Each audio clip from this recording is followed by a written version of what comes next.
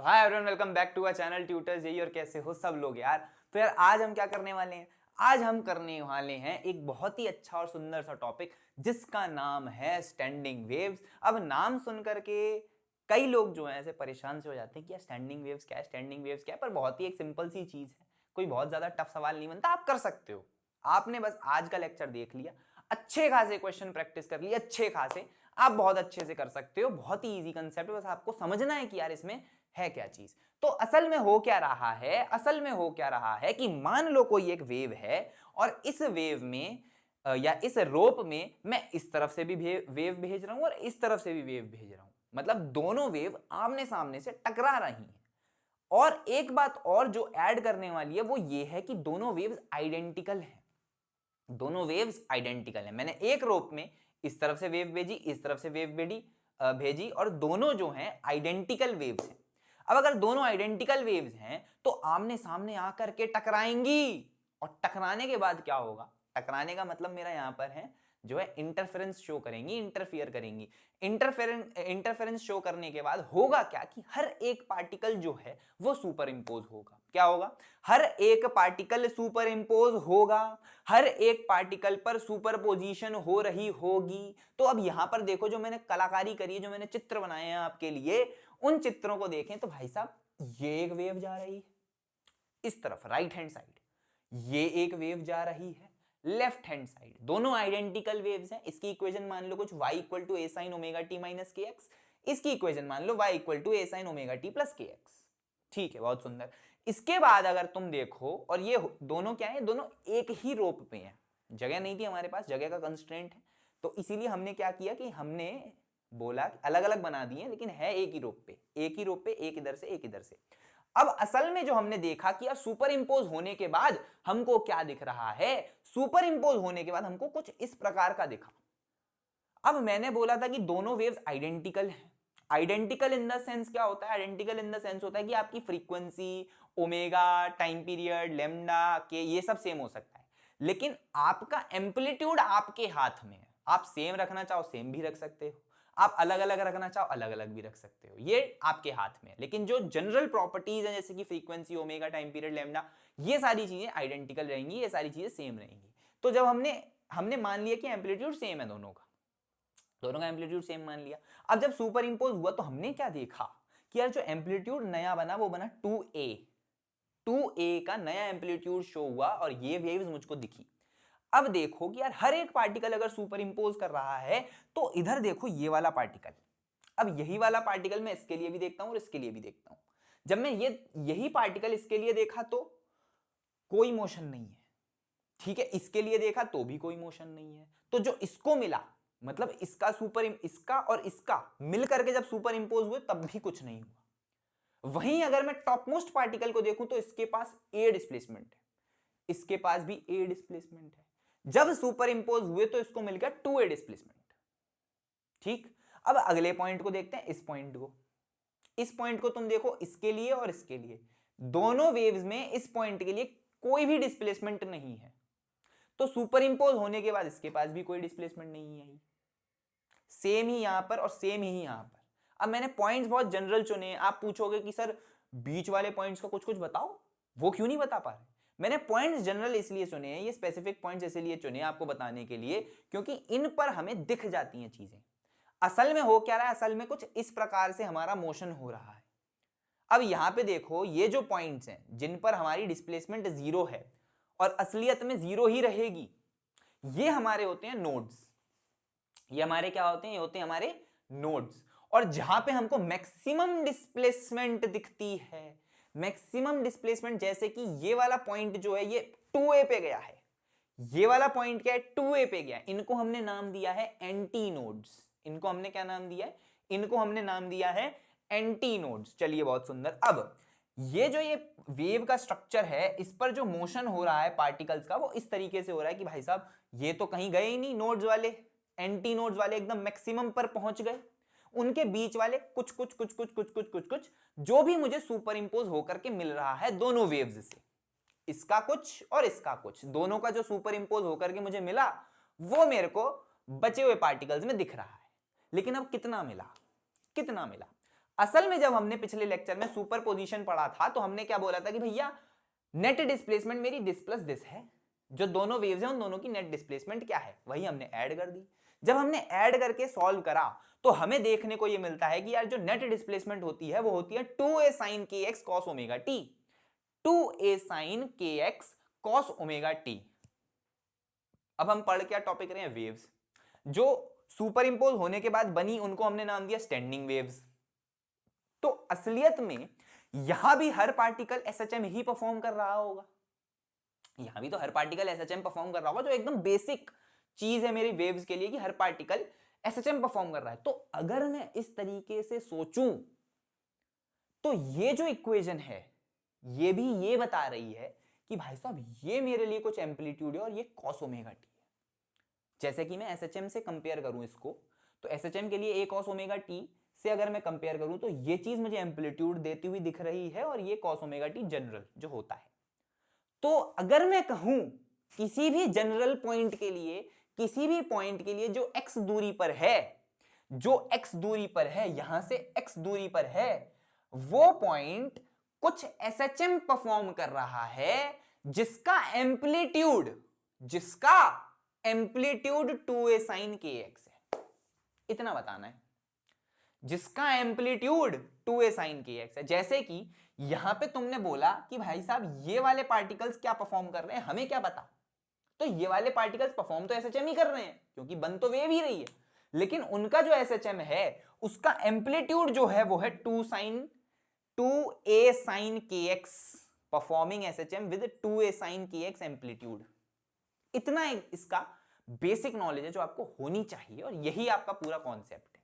अब आप देखो जहां पे एम्पलीट्यूड 0 हुआ, मतलब जो ये वाले पॉइंट्स हैं जहां पे हमारा एम्पलीट्यूड 0 हो गया, वो हमारे हैं नोड्स, उनको हमने नाम दिया है नोड्स। अब इसको 0 करना है, इस एम्पलीट्यूड को 0 करना है। 0 करने का तरीका sin kx को 0 कर दो, sin kx को 0 कर दो। sin kx को 0 मतलब 2 पाई x बाई लैम्डा, k को 2 पाई बाई लैम्डा लिखा, इसको n पाई करा तो x की value 0, lambda by 2, lambda 3 lambda by 2, ये आ गई। मेरे को नोड्स की वैल्यू मिल गई कि भैया कोई भी वेव है उसके नोड्स कहां कहां बनेंगे, वो बनेंगे 0, lambda by 2, lambda 3, lambda by 2 पर।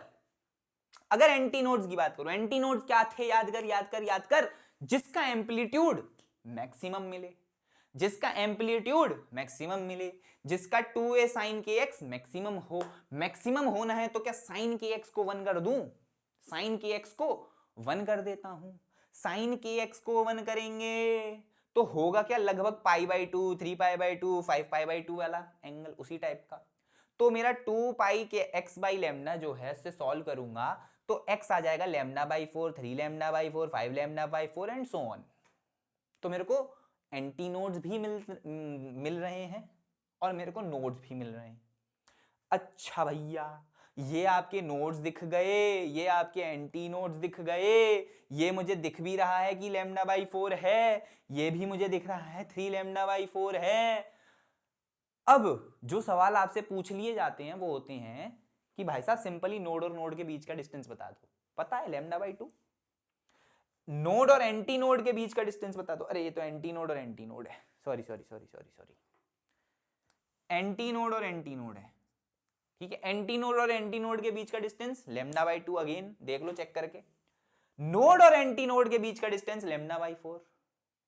नोड और एंटी नोड, नोड और एंटी नोड के बीच का distance lambda by 4। Anti node और एंटी नोड के बीच का डिस्टेंस लैम्डा बाई 2, ठीक। चलिए अब आते हैं हम इस चीज पर कि यार अगर अभी तो मैंने एकदम बढ़िया सी ले ली कि सेम फेज में है, सेम फ्रीक्वेंसी है, सेम एम्पलीट्यूड है, लेकिन मान लो कुछ अटपटा सा इक्वेशन आया जो कि आपके लिए 99% नहीं आएगा, मेरे हिसाब से तो नहीं आना चाहिए, ठीक है, अगर बहुत टफ क्वेश्चन नहीं बनाना तो। y नेट आपके लिए आ जाएगी 2a sin kx plus phi 1 cos omega t plus phi 2, कुछ इस प्रकार की इक्वेशन आपके पास आ जाएगी नेट डिस्प्लेसमेंट की, जिसमें मेरे पास इसमें भी कुछ एक एक्स्ट्रा टर्म है और इसमें भी कुछ एक्स्ट्रा टर्म है। अब अगर ये जो एक्स्ट्रा टर्म है ये असलियत में क्या इंफॉर्मेशन डिपिक्ट करते हैं वो देख लो। ये वाला जो पार्ट है बताता है this will decide the position of node and anti node. अरे बोल सही बात है कि नहीं, क्योंकि भाई साहब जब तूने ये देखा कि ये नोड की पोजीशन तू निकाल कैसे रहा है, साइन के एक्स से, इस एंटी नोड की पोजीशन निकाल कैसे रहा है, साइन के एक्स से, इसी से ही तो निकाल रहा है। अरे हाँ या ना, अरे नहीं आया, अरे आ गया। चल देख, अब अगर मैं इस के एक्स में ही चेंज कर दूं तो क्या एंटी नोड और नोड की पोजीशन में चेंज आएगा? बिल्कुल आएगा। वही है, अगर इसमें कुछ एक्स्ट्रा ऐड कर दूं, अगर इसमें कुछ एक्स्ट्रा ऐड कर दूं तो इसीलिए इसमें मेरी इनिशियल कंडीशंस में कुछ चेंज आ जाएगा कि इनिशियली फेज सेम नहीं था, इनिशियली फेज अलग अलग था, और वो अलग अलग प्रकार की बन सकती हैं वेव, लेकिन ऐसा ज्यादातर नहीं आता है। ठीक है, तो इतना मुझे समझ में आया। जैसे इसके लिए मैं एग्जांपल लेके आया हूं, जैसे आप ये देख सकते हो y net is 2a sin kx sin omega t plus pi by 3। अब आप लोग समझोगे कि ये स्टैंडिंग वेव ही नहीं है, लेकिन असलियत में स्टैंडिंग वेव है। 2a sin kx sin omega t plus pi by 3 standing wave है, लेकिन इनका फेज जो है वो कुछ कुछ अलग था। जो इनकी इनिशियल वेव्स थी, जिनसे सुपर इंपोज करके जो स्टैंडिंग वेव बनी है, उनमें फेज डिफरेंस था। इसके लिए देखें 2a sin kx plus pi by 3 cos omega t, अब ये भी एक स्टैंडिंग वेव है, लेकिन इसमें क्या अलग है? अब हम जानते हैं कि नॉर्मली नोड और एंटी नोड की पोजीशन ये है, लेकिन कब है? जब इस प्रकार की वेव है, जब इस तरीके से वेव सुपर इंपोज कर रही हैं, स्टैंडिंग वेव्स बना रही हैं। लेकिन इसके लिए कुछ अलग है, क्योंकि इसके लिए हमारे kx प्लस पाई बाई 3 है। अब आपको sine kx plus pi by 3 को 0 और sine kx plus pi by 3 को 1 करना पड़ेगा नोड और एंटी नोड लेने के लिए। ये थोड़ा और एक्स्ट्रा एक स्टेप और आगे है। अच्छा, अब इसी के साथ हम एक बहुत बढ़िया सा क्वेश्चन करते हैं, अच्छा सा क्वेश्चन, आपको करके मजा आएगा। क्वेश्चन क्या है? y is equals to t 2a sin kx sin omega t, find minimum distance between two points whose amplitude is a। ठीक है, आपके पास एक नॉर्मल स्टैंडिंग वेव है, देख लो आप, जनरल ये बिल्कुल। अब ये जो है स्टैंडिंग वेव, इसमें आप खुद देखो कि आपसे पूछा जा रहा है कि मिनिमम डिस्टेंस बताना है दो points whose amplitude is a। इसको और सिंपल कर दो, इसको ऐसा करो, cos ही कर लो।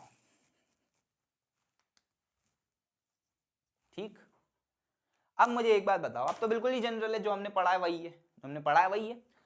तो मेरी जो वेव बनेगी वो बनेगी ऐसी ही कुछ बनेगी स्टैंडिंग वेव, ऐसी कुछ बननी चाहिए। अब इसमें सोचो, इसका मैक्सिमम 2a है, 2a, लेकिन मेरे को क्या करना है? मेरे को तो भैया कुछ a का चाहिए, क्योंकि मेरे को चाहिए एम्पलीट्यूड a।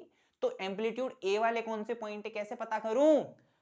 a पर एक लाइन बना दो और एक माइनस a पर भी लाइन बना दो।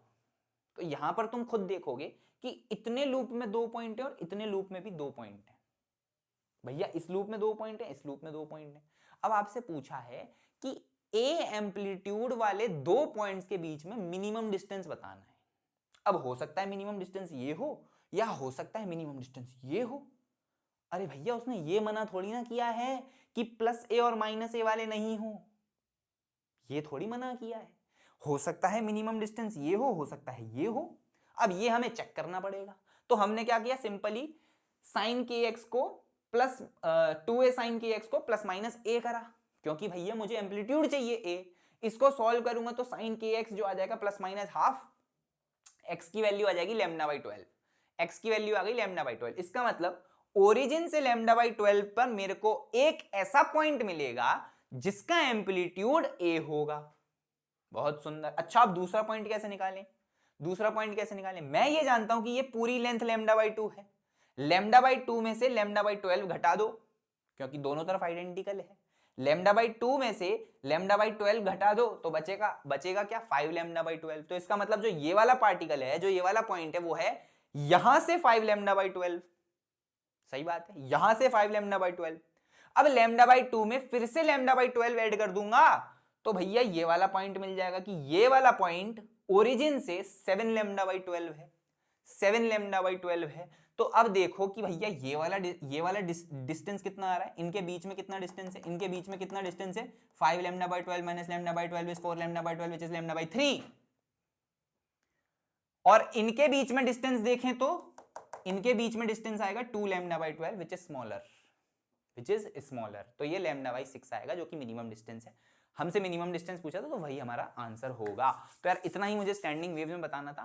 कल हम वेव्स का आखिरी लेक्चर कर रहे होंगे, जिसमें हम कर रहे होंगे स्टैंडिंग वेव्स जब हमारे दो एंड फिक्स्ड हैं और दोनों एंड्स हमारे ओपन है। उसके बाद हमारा वेव्स खत्म, उसके बाद हम कर रहे होंगे लॉन्गिट्यूडनल वेव्स, जो कि हमारी साउंड वेव्स, उनको कर रहे होंगे। आज के लिए इतना ही, मिलते हैं अपनी अगली वीडियो में। चैनल को सब्सक्राइब करना ना भूलें, वीडियो को लाइक करना ना भूलें, इसी के साथ शेयर करने में तुमको क्या मौत आ जाती है? शेयर भी करें, ठीक है। चलते हैं, मिलेंगे अपनी अगली वीडियो में। Thank you.